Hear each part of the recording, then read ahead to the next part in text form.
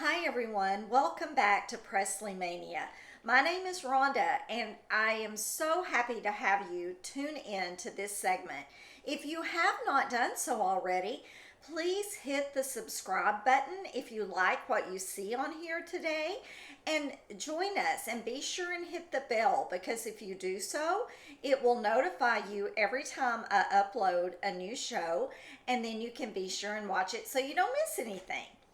Today, we are going to be talking about Lisa Marie Presley. She was an important person in Elvis's life.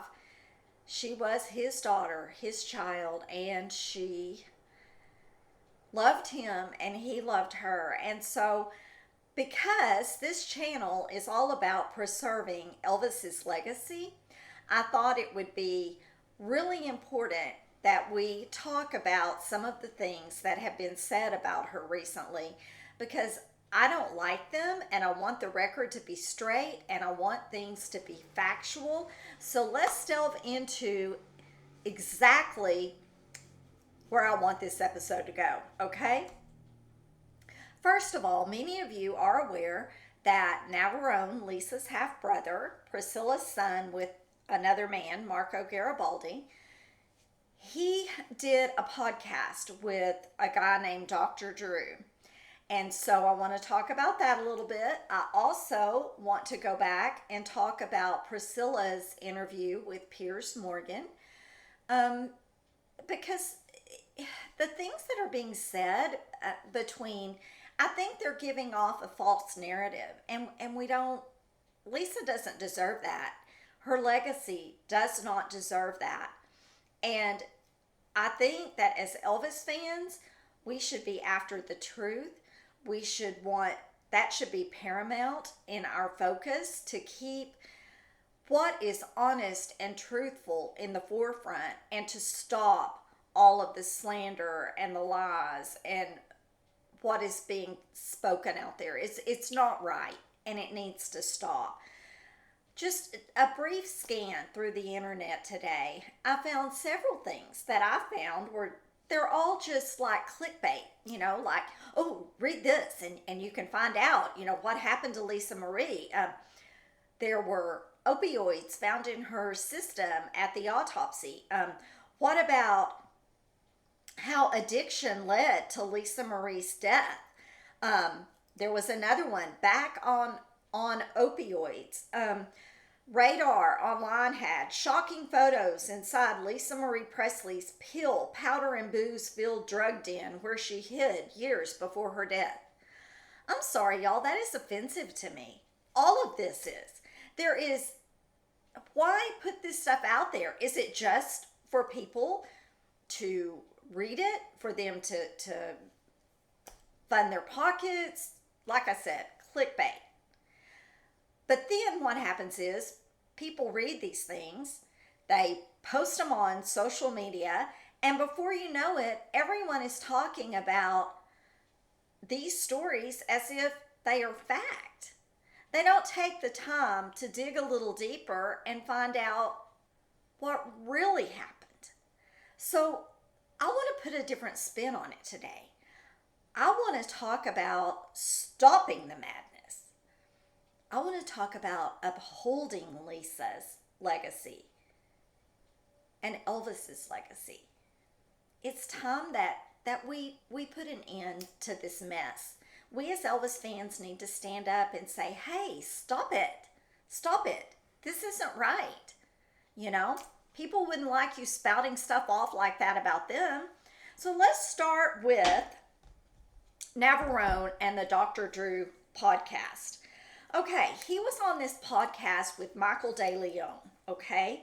And many of you are aware that Navarone has hooked up with this guy and he is going around to different schools and talking about, he's doing an anti-drug campaign. That's what he's doing. And he's talking about, how he had gotten addicted to fentanyl, how he thought he was doing heroin, found out later that it was fentanyl, and he wanted to help and get kids off of it and to warn them about the dangers.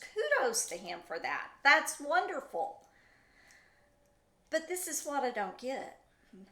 If any of you have watched some of his lives, he's doing these things, he's going to these schools, he's talking to kids about the dangers of drugs, and on his live videos he's rolling a joint.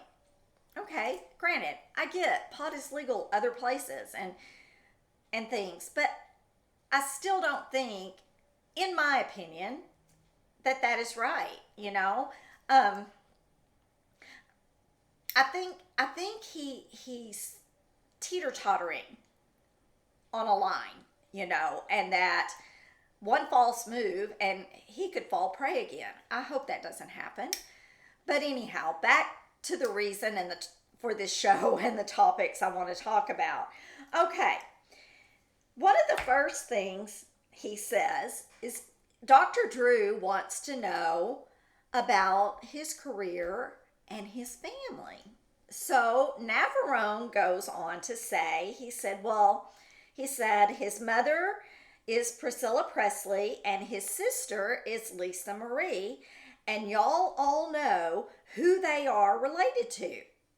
I come from a musical family. What? Number one, Navarone, you are not related to Elvis. His genes don't run in your veins. Yeah, you may have some of Lisa Marie, but she's your half sister, but her mother is Priscilla. And I don't know about you guys, but I've heard Priscilla sing, and it's not necessarily musical to me. I'm just saying. So, where is his musical ability coming from, and why is he taking credit from the Presleys, but yet he wouldn't even say Elvis's name? And y'all all know who they're related to. Well, Priscilla wasn't related to Elvis. She was married to him. She had a daughter by him. Lisa is related to Elvis. She's the one who was so talented. Okay, I'm sorry. I just had to get that out there. It's been bothering me ever since I heard him say it. He went on to say that, and this is where I got the idea for this show. He went on to say that his mother had been honored back in November with an award. Well, it was the Jackie Siegel. She has a foundation, Jackie Siegel. You may know her, Queen of Versailles. I think she's done some YouTube things. I don't follow it. I don't know that much about it, but that might ring a bell for some of you. Anyway, she has a foundation called Victoria's Voice. And this lady lost her daughter at the age of 18 to a drug overdose. She immediately started a foundation because she wanted to help people who were victims of losing children to drug overdoses. She wanted to be a positive voice and try to help and to stop some of the nonsense and the loss of life. Well, she ended up honoring, of all people, at a big gala. Patti LaBelle was there. She was singing. She honored Priscilla Presley. I don't know what she knows about Priscilla. I'm not sure how Priscilla came up to be honored for this award. But this is what Navarone said. Navarone goes on to say that she was honored, that Jackie Siegel honored her because she had lost a child to the same thing as Jackie's daughter, who died of a drug overdose. Say what? Y'all, Lisa Marie, let's set this record straight. Lisa Marie did not die of a drug overdose. No. That did not happen, okay? Lisa Marie died of a small bowel obstruction. I'm going to read you this, okay? I pulled this. This is an article written by Carolyn Key, and it says, Lisa Marie's cause of death was the result of a surgery that she had undergone years before, an autopsy report confirmed. The only child of Elvis Presley, she experienced what's known as a small bowel obstruction, which sometimes occurs in people who've had bariatric surgery. Bariatric surgery is a type of weight loss surgery, usually reserved for people who are unable to lose weight by making changes to their diet and exercise routine. The autopsy report was made public 6 months after Lisa Marie Presley died at the age of 54 on January 12, 2023. At the time, authorities confirmed she suffered cardiac arrest before her sudden death. She was found not breathing in her home in Calabasas, California, and was taken to the hospital where she was later declared dead. What did Lisa Marie Presley die from? Lisa Marie Presley died from the after effects of a small bowel obstruction, when part of the small intestine is blocked. The report stated her obstruction was caused by adhesions, bands of scar tissue that developed after bariatric surgery years ago. It went on to note that the issue is a known long-term complication of bariatric surgery. At the end of the article, it says, if left untreated, the blockages can cause complications, including a perforation or hole in the bowel. All right, so we all know that she had some cardiac arrests, okay? That is going to bring me to the next point I want to talk about. In some of the comments from my last video that I did, many of you, I think, are under the false impression that Priscilla took Lisa off of life support. So I want to clear this up and make sure that everyone is on the same page and understands what happened. Priscilla never took Lisa off of life support. I think that this is getting confused with the fact that Priscilla signed a DNR, a do not resuscitate. Now, why did Priscilla sign this? Well, she was the closest family member that was at the hospital at the time. Danny was there, but he and Lisa were no longer married, so he couldn't sign it. Riley was on a plane trying to get to her mother, so she wasn't there, so she couldn't sign it. So what that means is that when Lisa coded the last time, Priscilla had signed a do not resuscitate, a DNR, and that means they couldn't do anything. They had to let her go. You can draw your conclusions on that. We can talk about it at some point, but I'm going to leave it alone for right now. We're just going to let that go.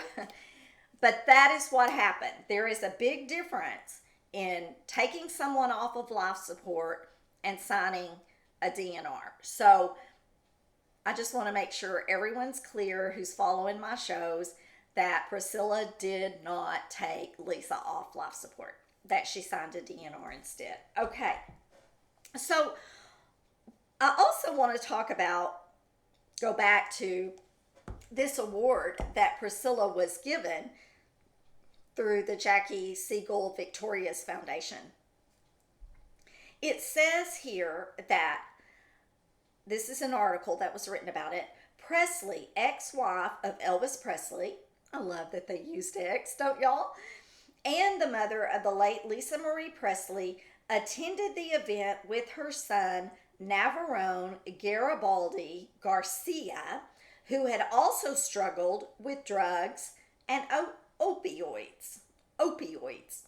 Priscilla Presley, honored at Victoria's Voice Foundation Music for Life Gala, headlined by Godmother of Soul, Patti LaBelle. Okay, so this happened on November 11th, and she was receiving the 2023 Legacy Award for her courage and grace amidst adversity. Okay, well, I don't see where that says anything about losing her daughter to a drug overdose, like Navarone said. Um, it says that Presley is a best selling author, an actress, and executive producer of the critically acclaimed feature film Priscilla, whatever, received the award in front of nearly 300 attendees from Jackie Siegel, the co founder of Victoria's Voice. Oh, and get this, it was held at a private estate in Palm Island, Florida. I thought she didn't do any business in Florida. I thought she didn't go to Florida. I had to throw that in, didn't I? I just had to throw in a smart aleck remark. And Victoria's, the foundation for Victoria, Jackie Siegel says, tonight we honor a woman who, through her resilience, has not only touched our hearts, but has shown us the true power of the human spirit, said Jackie Siegel. Her journey and legacy is one of unwavering determination and a testament to the indomitable human will. Okay, that's how she was introduced. Priscilla says, this is her speech. Throughout my life, I have seen firsthand how drugs devastate families. This award inspires me to continue advocating for those impacted by addiction and who live every day in fear that their loved ones will be taken from them, said Presley. I am incredibly moved by how David and Jackie have turned their painful loss into a force for good and giving back. I salute everyone involved with Victoria's Voice, and I share this award with all of you. Okay, I get that. But again, she doesn't say that she lost her daughter to it. Now, granted, I will say this. Lisa Marie did have a struggle with drugs. There's no denying it. Back when she was a teenager, she struggled with them. She got clean. She did not do drugs again until she had her twin daughters. She was given, it says here in an article I read, let me see if I can find that. It says that this article says that Lisa Marie Presley, the daughter of Elvis Presley, has been candid about her struggles with drug addiction. In a 2018 interview, she revealed that her battle with addiction began at the age of 45. So apparently, from the time she got clean as a teenager, she had not struggled with anything. And the stuff I think she was doing as a teenager, and if I'm wrong, please feel free to correct me, had to do with street drugs and that type of thing. This is an opioid addiction. And she said she expressed that she had come a long way since then and emphasized that it wasn't a lifelong struggle for her. Like her father, Lisa Marie faced substance abuse issues, including multiple stints in rehab for cocaine and opioid use. Okay, so I read in an article that Lisa Marie said that she was taking opioids, she was doing cocaine, she was doing alcohol, all at the age of 45. You've got to remember what all happened during that period of time. So first of all, she has the twins, and then the doctor gives her a prescription for pain, and she starts taking that. And then later on, she loses her son to suicide. And it's possible that this award that Priscilla got had something to do with Ben. That's possible. You know, I'm not begrudging her the award. I question why it was given to her, but I'm sure there were good reasons, so we're going to leave it at that. But we're going to go back now to why Lisa was doing what caused these drugs. She was depressed. She was very unhappy. She had lost her son. It says, unfortunately, Lisa Marie Presley passed away, and of course it has to say this, and the toxicology report following her death revealed that she had opioids and other medications in her system. Okay, she did. She went on, she lost an extreme amount of weight, or a lot of weight, right before the Golden Globes when the Elvis movie came out. And there were supposedly opioids, according to the toxicology report, opioids and some weight loss meds in her system. It says, though, it goes on to say, however, the opioids were not a contributing factor to her death. They were not a contributing factor to her death. So what Navarone said, that she died from a drug overdose, is clearly incorrect, right? Priscilla said and alluded to on the Piers Morgan interview that Lisa died from basically suicide. Was she alluding that she took drugs? She did drugs again to end her life because she was grieving so much for Ben? I don't think so. Have any of you heard Lisa Marie's essay on grief? I'm going to read it to you, and I'm going to end the show with this. Lisa Marie leaves behind what could be described as a story of tackling and often overcoming tragedy. In an essay about grief following the death of her son Benjamin, Lisa Marie wrote in August of 2022, grief is something you will have to carry with you for the rest of your life, in spite of what certain people or our culture wants us to believe. You do not get over it. You do not move on, period. I'm saying this in the hopes that maybe today or as soon as possible, you can reach out to someone who is grieving, someone they loved and lost. Whether they lost a child, a parent, a spouse, a sibling, a fiance, anyone. Ask them how they're doing. Ask them to talk about their person. Yes, we do want to talk about them. That's how we keep them alive in our hearts.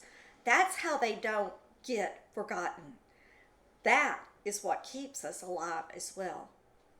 And she ends it with this. And do me a favor. Don't tell them that you can't imagine their pain. The truth is, oh yes you can. You just don't want to.